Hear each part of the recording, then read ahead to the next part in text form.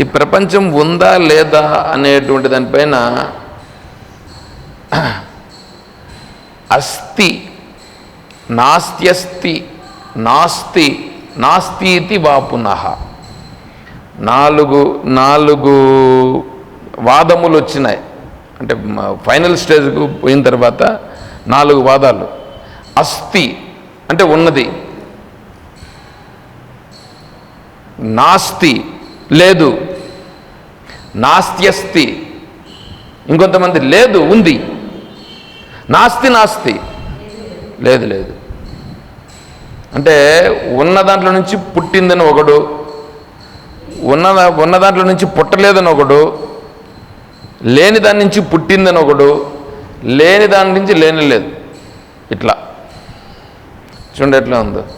దీనిపైన లోతుగా వస్తుంది చర్చ. స్వతోవా పరతోవాపి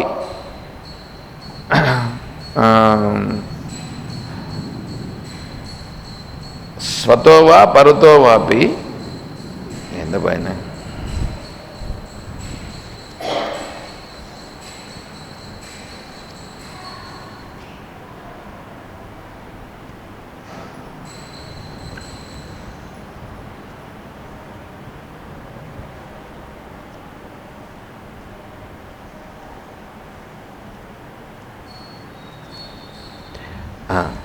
స్వతోవా పరతోవాపి నకించిద్ వస్తు జాయతే. స్వతోవా పరతోవాపి నకించిద్ వస్తు జాయతే. సదసద్వోవాపి నకించిద్ వస్తు జాయతే. స్వతోవా స్వతహాగా ఏదైనా పుట్టిందా లేదు. పోనీ పరతోవా, ఆ పరతో అంటే వేరే దాని నుంచి, ఆత్మ నుంచి ఏమన్నా ఇది పుట్టిందా? పుట్టలేదు. ఎందుకంటే ఆత్మ నుంచి పుడితే ఆత్మ ఏమవుతుంది? వికారం చెందింది అవుతుంది. కాబట్టి ఆత్మ నుంచి పుట్టలేదు. పోనీ పరతోవా వేరే దాని నుంచి పుట్టిందా? దాని నుంచి వేరేది ఉంటే కదా ఒకటి పుట్టేదానికి, కాబట్టి వేరే దాని నుంచి కూడా పుట్టలేదు. సరే, సత్ నుంచి పుట్టిందా అసత్ నుంచి పుట్టిందా? సత్ నుంచి పుట్టలేదు, అసత్ నుంచి పుట్టలేదు. పోనీ సత్ అసత్ నుంచి పుట్టిందా? దాని నుంచి కూడా పుట్టలేదు. ఇంక నువ్వు దేని నుంచి పుట్టిందని నువ్వు చెప్తావు? చూడండి, విచారం చేస్తే ఇది లోపలికి పోవాల్సి వస్తుంది. దీన్ని విచారం చేసే స్థాయికి మనం వెళ్ళాలి. దీన్ని విచారం చేసే స్థాయికి పోవాలంటే మన బుద్ధి ఏం కావాలి? బుద్ధికి ఎదగాలగా, ఆలోచన చెయ్యాలి. ప్రపంచం సత్యం కాదు, దాన్ని నేను విడిచిపెడతాను, ఈ బుద్ధి కాదు, నేను ఇన్నాళ్ళకి విడిచిపెడతాను. ఒక ఒక ఒక ఒక ఇది పెట్టుకోవాలని వద్దాం మనం.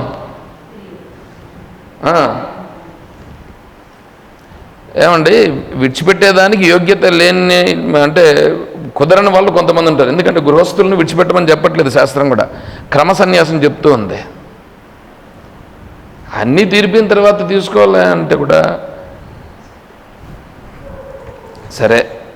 వాళ్ళకి ఏం చేస్తున్నారంటే కోట్యశ్చతస్రయేతాస్తు గ్రహేర్యాసం సదావృత భగవానాభిరస్పృష్టో ఏన దృష్టస్స సర్వదృక్.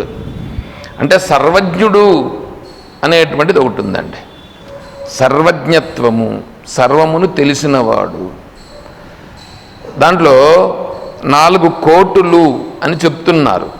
అంటే 4 వాదములు. అదే చెప్పినాం కదా ఇప్పుడు. అస్తి నాస్తి, అస్తి నాస్తి, నాస్తి నాస్తి, ఇట్లా 4 వాదములు ఉన్నాయి. అట్లా 4 వాదములు పరమార్థతత్వము సర్వకాలముల యందు కప్పివేయబడినదో, వీటిచే స్పృశించబడని పూజనీయమగు ఆత్మతత్వము ఎవనిచే దర్శించబడినదో. అంటే ఈ 4 వాదాలు ఉన్నాయి కదా, 4 వాదాలు చెప్తా ఉండేవాళ్ళు ప్రపంచం ఉందని చెప్తున్నారు. ఇట్లా ప్రపంచం ఉందని చెప్తూ ఉండేటువంటి వాళ్ళ గురించి చెప్తున్నారు. ఏం చెప్తున్నారంటే ఇది 4 వాదాలు కాదు, నువ్వు 40 వాదాలు పెట్టుకున్నా 72 రకాలు చెప్పినారు. ఈ ప్రపంచం ఉంది అనేటట్లుగా 72 వాదములు వచ్చినాయి. 72 వాదములను గౌడపాదాచార్య స్వాముల వారు వాటన్నింటిని ప్రతి ఒక్కదాన్ని చూపించి ఏమీ లేదు అని చెప్పి దాన్ని తీసి వారుగా ఖండించి వారుగా పెట్టారు. 1, 2, 3 కాదు. ఇప్పుడు ఇక్కడ చెప్తున్నారు లాస్ట్ ఫైనల్కి వచ్చినాయి 4 వచ్చినాయి, 4 వచ్చి చేరినాయి. ఈ ఫైనల్ మనోళ్ళు క్రికెట్ ఆడితే ఫైనల్ అని వస్తారుగా, సెమీఫైనల్ ఫైనల్, అట్లా ఫైనల్కి వచ్చినాయి. దాంట్లో ఇప్పుడు ఏమైంది ఇక్కడ చెప్తున్నారు, ఈ 4 వాదముల్లో కూడా ఆత్మస్వరూపమును స్పృశించను కూడా స్పృశించలేవు. ఆత్మస్వరూపము దేనితోనూ అంటబడదు, దేనిని టచ్ చెయ్యదు అని ఎవడైతే చాలా స్పష్టముగా అనుభవపూర్వకముగా తెలుసుకున్నాడో అతను నిజముగా తెలిసినవాడు, అతను సర్వజ్ఞుడు. అతను సర్వజ్ఞుడు, అతను సర్వదృక్ అంటారు అతన్ని. సరే, ఇప్పుడు సవస్తు సోపలంభం చ ద్వయం లౌకికమిష్యతే, అవస్తు సోపలంభం చ శుద్ధం లౌకికమిష్యతే, అవస్తు అనుపలంభం చ లోకోత్తరమితి స్మృతం, జ్ఞానం జ్ఞేయం చ విజ్ఞేయం సదా బుద్ధై ప్రకీర్తితం. మనము 11వ అధ్యాయంలో నిన్న అక్కడికి వచ్చి నిలిపుండా నేను. నాహం వేదైర్న తపస నదానైన నచేజ్యయ శక్య ఏవం విదో ద్రష్టుం జ్ఞాతుం ద్రష్టుం చ తత్వేన ప్రవేష్టుం చ పరంతప. జ్ఞాతుం ద్రష్టుం చ తత్వేన ప్రవేష్టుం చ పరంతప. భక్త్యా త్వనన్యా శక్యం అహమేవం విదోర్జున జ్ఞాతుం ద్రష్టుం చ తత్వేన ప్రవేష్టుం చ పరంతప అనే శ్లోకంలో ఉన్నాం.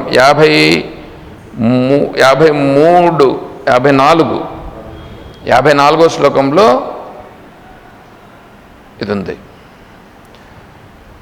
అంటే అక్కడ జ్ఞాతుం ద్రష్టుం చ తత్వేన ప్రవేష్టుం చ, అక్కడ 4 గురించి చెప్తున్నారు. అదే ఇక్కడ చూడండి, ఇక్కడ చెప్తున్నారు.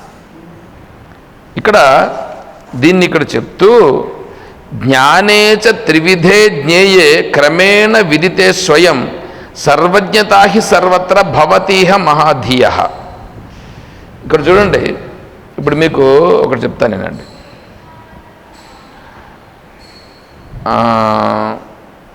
జాగ్రత్త అవస్థ, స్వప్నావస్థ, సుషుప్తి అవస్థ, తురి అవస్థ, 4 ఉన్నాయండి.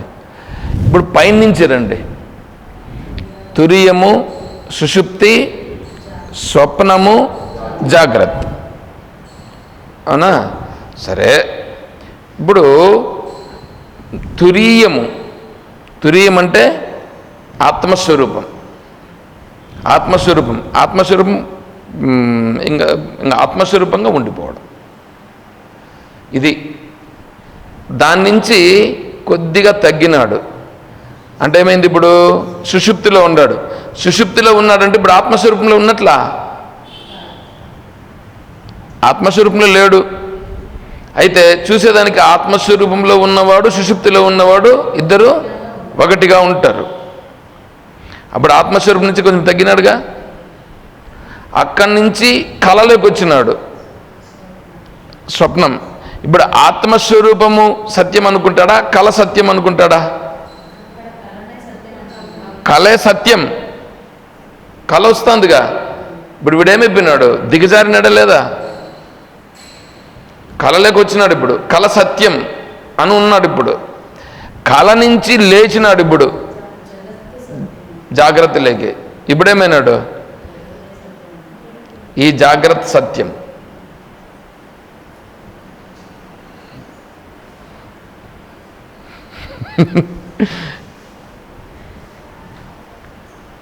కాబట్టి ఇప్పుడేమైంది? ఇప్పుడు నాలుగు వచ్చినాయా? ఆత్మస్వరూపం నుంచి కొంచెం తగ్గుట. ఈ తగ్గే లోపలనే ఆత్మస్వరూపం ఏమైంది? తగ్గింది. అంటే ఈ స్థితిలో ఆత్మస్వరూపానికి సంబంధించిన జ్ఞానం ఉందా వీడికి? లేదు. అక్కడి నుంచి ఇంకా కొద్దిగా తగ్గినాడు, కళ్ళకి వచ్చినాడు, అప్పుడు ఆత్మస్వరూప భావం లేదు. అక్కడి నుంచి ఇంకా ఇట్లా వచ్చినాడు, ఇప్పుడు ఆత్మస్వరూపం గురించి తెలుస్తుందా?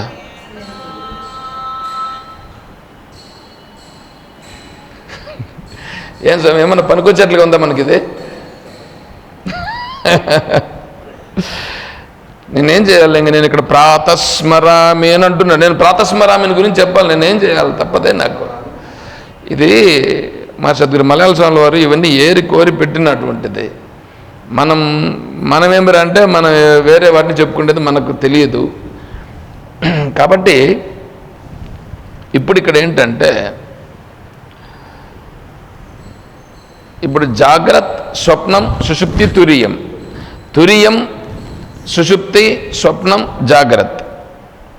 ఏమండి దీన్ని ఏమంటున్నారంటే, ఇప్పుడు జాగ్రత్తలో మనం ఎట్లున్నాం? అన్నీ తెలుస్తున్నాయిగా మనకి. అన్నీ తెలుస్తూ ఉండే స్థితిని జాగ్రత్త అని అంటున్నాం.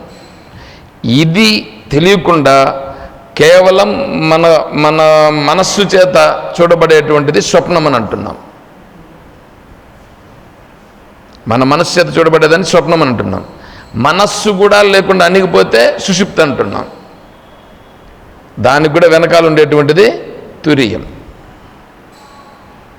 ఇది మన లెక్క, ఇది మన లెక్క. మనకి ఇక్కడ ఇదంతా తెలుస్తుంది కదా. ఒక శ్లోకం చెప్తాను, మీకు తెలిసిన శ్లోకం, భగవద్గీతలో స్థితప్రజ్ఞస్య లక్షణాలలో. యా నిశా సర్వభూతానాం తస్యాం జాగర్తి సంయమి తస్యాం జాగ్రతి భూతాని సా నిశా పశ్యతో మునేహే. ప్రపంచంలో ఉండే వాళ్ళందరికీ ఏది జాగ్రత్తో అది జ్ఞానికి రాత్రి. ప్రపంచంలో ఉండే వాళ్ళందరికీ ఏది రాత్రియో అది జ్ఞానికి పగలు. ఏమండి ఇప్పుడు వీటి నుంచి ఇది మనకు జాగ్రత్త, స్వప్నం, సుషుప్తి, తురియం కదా. ఇప్పుడు అక్కడ జ్ఞానికి పగలేది తన స్వరూప స్థితిలో ఉండుట. అది వారికి స్వరూప స్థితిలో ఉన్నాడు, స్వరూప స్థితిలో ఉన్నాడు, అది జాగ్రత్త. అక్కడి నుంచి దిగినాడు, అదేమైంది? అది స్వప్నం. అంటే ఆత్మస్వరూపాన్ని కొద్దిగా మర్చిపోయినాడు స్వప్నం. అంటే ఇప్పుడు స్వప్నంలో నుంచి నువ్వు స్వప్నంలో ఉన్నావు అనుకో, స్వప్నంలో నీకు కల వస్తూ ఉంది, పూర్తిగా నిద్ర రాలే, ఇంకా పూర్తిగా నిద్ర రాలేదు కాబట్టి కొద్దిగా సౌండ్ వచ్చింది అనుకో, వెంటనే నువ్వు బయట ఉండేట్టు కూడా వింటావు, లేసేదనుకుంది. అంటే కొద్దిగా ప్రపంచాన్ని మర్చిపోతూ ఉన్నావు. అందుకు ఇప్పుడు ఆత్మస్వరూపం నుంచి మర్చిపోతూ వచ్చినావు, అది కిందికి వచ్చినావు, అప్పుడు అది స్వప్నం. దాని నుంచి ఇంకా కొద్దిగా దిగబడినావు. ఇప్పుడు ఇక్కడ అంటే దాని నుంచి ఇంకా దిగబడినావు, అంటే ఆత్మస్వరూపాన్ని పూర్తిగా మర్చిపోయి స్వప్నంలోకి వచ్చినావు. ఇది ఆయనకు సుషుప్తి. ఇక్కడ వచ్చినావు, మనం మేల్కొని ఉన్నాం. ఇదంతా ఏమిటిది?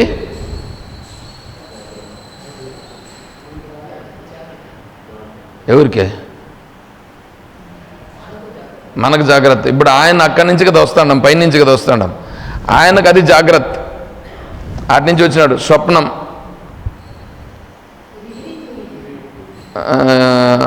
తురియం కాదు, అక్కడ ఉండేది స్వరూపం. స్వరూపం నుంచి దిగండి, స్వరూపం నుంచి దిగితే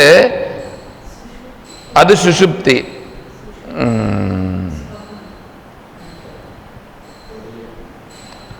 స్వప్న నిద్రాయుతావాద్యౌ ప్రాజ్ఞస్థ స్వప్న నిద్రయా నానిద్రాం నైవ స్వప్నం తుర్యే పశ్యంతి నిశ్చితః అన్యథా గృహణత స్వప్న నిద్రా తత్వమజానత విపర్యాసే క్షిణ తురియం పదమస్నుతే. ఇది గాఢ నిద్ర అండి, ఇది గాఢ నిద్ర. తర్వాత ఉండేది స్వప్నం, తర్వాత ఉండేది జాగ్రత్త, వెనకాల ఉండేది తురియం. తురియంలో ఎట్లాగో ఆయన సహజంగా తన స్థితిలో ఉంటాడు. తన సహజ స్థితిలో ఉంటూ దాంట్లో నుంచి కొద్దిగా తగ్గినాడని అనుకోండి, కొద్దిగా తగ్గినాడు. అక్కడ ఇప్పుడు ఆత్మస్వరూపాన్ని వెంటనే తెలుసుకోవచ్చు. అంటే మీకేం చెప్పాలంటే ఇప్పుడు మనం మేలుకో ఉన్నాం కదా, ఆత్మస్వరూపానికి దగ్గరగా ఉన్నామా దూరంగా ఉన్నామా? ఎంత దూరంగా ఉన్నాం? స్వప్నంతో పోలిస్తే స్వప్నము సుషుప్తి మూడింటితో పోలిస్తే ఈ సుషుప్తిలో ఉండేవాడు ఆత్మస్వరూపానికి దగ్గర ఉన్నాడు. ప్రపంచమంతా లేదు వాడికి, ప్రపంచిక దృష్టి లేదు కాబట్టి ఆత్మస్వరూపానికి దగ్గర ఉన్నాడు. స్వప్నంలో ఉండేవాడికి ప్రపంచం లేదు, వాడి దగ్గర మాత్రమే ప్రపంచం ఉంది. అంటే వీడు కొంచెం దూరమైనాడు. ఇప్పుడు జాగ్రత్తలోకి వచ్చినాడు, ఇది చాలా దూరం అయిపోయినాడు. ఈ చాలా దూరం అయిపోయినాడే దీనిని నిద్ర అని అంటున్నారు. అంతే కదా, చూసుకో ఇప్పుడు. అంటే ఇప్పుడు మనమంతా ఆత్మస్వరూప స్థితిలో నిద్రపోచున్నాము. ఆత్మస్వరూప స్థితిలో నిద్రపోతున్నాం కదా.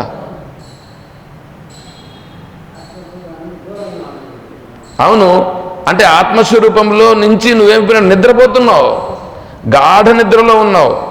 ఆత్మస్వరూప విషయంలో గాఢ నిద్రలో ఉండి నీ జాగ్రత్త విషయాల్లో నువ్వు ఇంద్రియ విషయములలో నువ్వు మేల్కొని ఉన్నావు.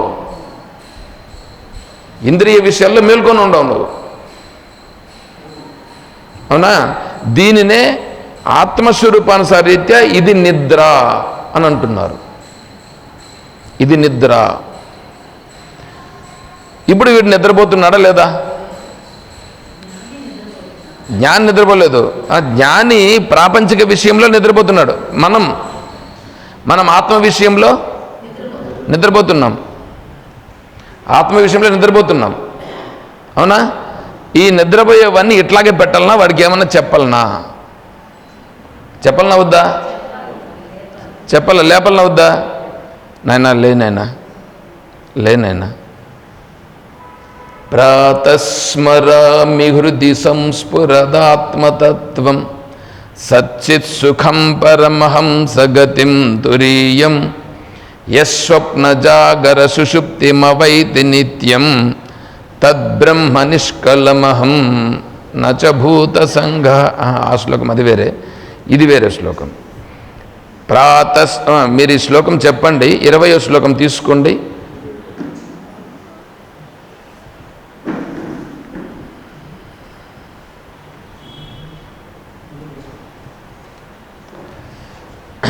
నేను చెప్తాను, మీరు చెప్పండి. ప్రాతస్మరామి హృది సంస్ఫురా ఆత్మతత్వం సచ్చిత్ సుఖం పరమహంసగతిం తురీయం యత్ స్వప్న జాగర సుషుప్తి మవైతి నిత్యం తత్ బ్రహ్మ నిష్కళమహం నచ భూత సంఘః. ప్రాతర్భజామి మనసో వచసామగమ్యం వాచో విభాంతి నిఖిల యదనుగ్రహేణ యం నేతి నేతి వచనై నిగమా అవోచుః తం దేవదేవా మజం అచ్యుతం ఆహురగ్ర్యాః ప్రాతర్నమామి తమసః పరమర్కవర్ణం పూర్ణం సనాతనపదం పురుషోత్తమాఖ్యం యస్మిన్ ఇదం జగత్ అశేష అఖండమూర్తౌ రజ్వాం భుజంగమా ఇవ ప్రతిభాసితం వై. ఈ 3 శ్లోకములు ఎవడైతే పక్కలోనే ఉంది, కింజ్యోతి శ్లోకము ఏకశ్లోకి పక్కలోనే ఉన్నది. తర్వాత 24వ శ్లోకం కూడా దీనికి సంబంధించినటువంటిదే వస్తుంది, బాగా నీట్గా మనకు అర్థమవుతుంది. సరే, ఇప్పుడు చూడండి, ఇప్పుడు ఎవడైనా ఒకానొకడు ఇప్పుడు దీన్ని గుర్తించి, ఏమని గుర్తించి, ఇదంతా నిద్రలో ఉన్నాను నేను ఇప్పుడు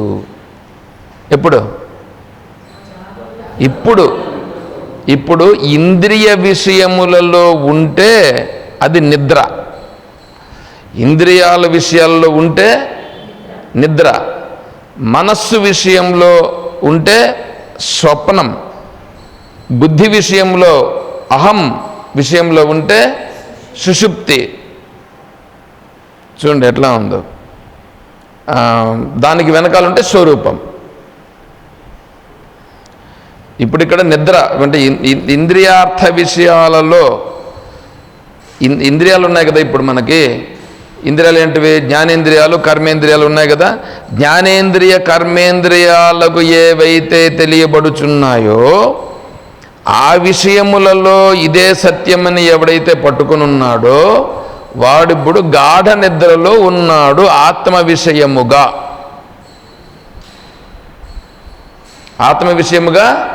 గాఢ నిద్రలో ఉన్నాడు. తర్వాత మనస్సు స్థితికి వచ్చినాడు. అంటే మనస్సులో ఇప్పుడు ఏం చేస్తున్నాడు వాడు? మనస్సుతో ఈ ఇంద్రియాలన్నింటినీ నిగ్రహించి మనస్సుతో ఆత్మ విచారణ చేయుచున్నాడు. అంటే ఇప్పుడు వీడు ఆత్మస్వరూపానికి దగ్గరవుతున్నాడు కాబట్టి ఇప్పుడు స్వప్నంలో ఉన్నాడు. అంటే మానసిక స్థితికి వస్తే స్వప్నంలో ఉన్నట్లు. తర్వాత బుద్ధి విషయానికి వచ్చినాడు. బుద్ధిగతంగా ఆత్మస్వరూపాన్ని విశ్లేషణ చేస్తూ ఆత్మస్వరూపం ఇది అనేటువంటి నిశ్చయ జ్ఞానానికి వస్తున్నాడు. వాడు జాగ్రత్తలోకి వస్తున్నాడు.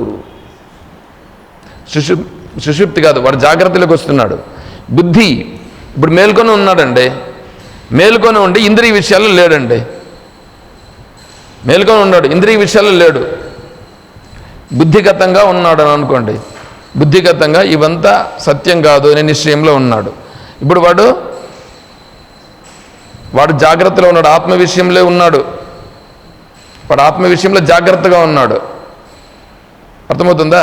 ఇప్పుడు మేల్కొని ఉన్నాడు, మనస్ విషయంలో ఉన్నాడు. అంటే మనస్యత శాస్త్ర విచారణ చేయడం, భగవంతుడు అంటే ఏంటిని తెలుసుకునే దానికి ప్రయత్నం చేయడం, ఇట్లా ఉన్నాడు. వాడిప్పుడు ఆత్మ విషయంలో స్వప్నంలో ఉన్నాడు. ఇప్పుడు ఇంద్రియ విషయాల్లో ఉన్నాడు, వాడిప్పుడు ఆత్మ విషయంలో నిద్రపోతున్నాడు. అర్థమైందా?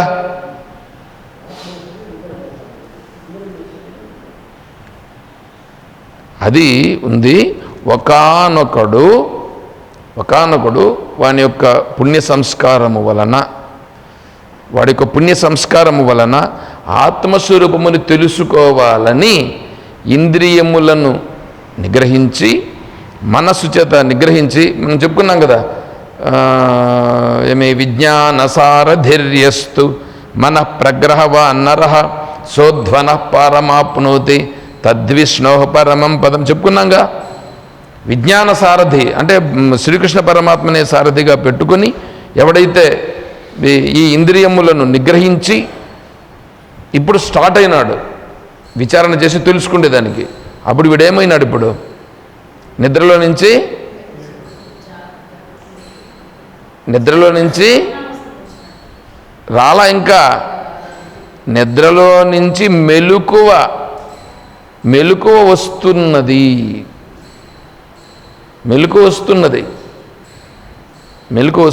ఆ మెలకువ వచ్చేటప్పుడు నీకు చెప్తున్నారు తెలుసుకొని. అది ప్రాతః స్మరామి. అంతేగాని ఇది పొద్దున్నే లేస్తేనే చెప్పుకుంటే శ్లోకాలు అని దీన్నంతటికీ ఇట్లాంటి వివరణలు చెప్తున్నారు. ప్రాతస్మరామి అని పేరు పెట్టేసి పొద్దున్నే లేస్తానే ప్రాతస్మరామి హృది సంస్ఫురదాత్మతత్వం ప్రాతర్భజామి మనసో వచసామగమ్యం ప్రాతస్మరామి ప్రాతర్నమామి తమసః పరమర్కవర్ణం. ఈ 3 శ్లోకాలను లేచి 3 శ్లోకాలు చెప్పుకుంది. అమ్మ అయిపోయింది. అట్లా ఉంది. పెద్ద పెద్దోళ్ళు కూడా ఇట్లాగ చెప్తా ఉన్నారు. ఇప్పుడు మనం చెప్పుకునేది ఎట్లా ఉందండి? ఇది తత్వం, ఇది తత్వం. దీని గురించి మనం విచారం చేసుకుందామా? చేసుకుందాం. కానీ నా మనస్సులో ఎవరిని ఉద్దేశించి చెప్తుంటానో ఎట్లా గ్రహిస్తారనే విషయం తెలుస్తూ ఉంటుంది నాకే. మీరు చెప్పేటువంటి ఇవి ఉంటాయి చూడండి, దాన్ని బట్టి నాకు అర్థమవుతుంటుంది, దాన్ని బట్టి మీకు కూడా అర్థమవుతుంది. ఓకే. ఓం అసతో మా సద్గమయ ఓం తమసో మా జ్యోతిర్గమయ ఓం మృత్యోర్మా అమృతం గమయ ఓం శాంతి శాంతి శాంతి. హరి ఓం తత్సత్. ఓం సర్వం శ్రీ సద్గురుచరణారవిందార్పణమస్తు. ఓం జయ బోలో శ్రీకృష్ణ పరమాత్మ की जय बोलो गीता माता की जय बोलो भक्त मंडली की हर नमः पार्वती पतये जय सीताराम. हरि ओम तत्सत्. ओम हरि ओम.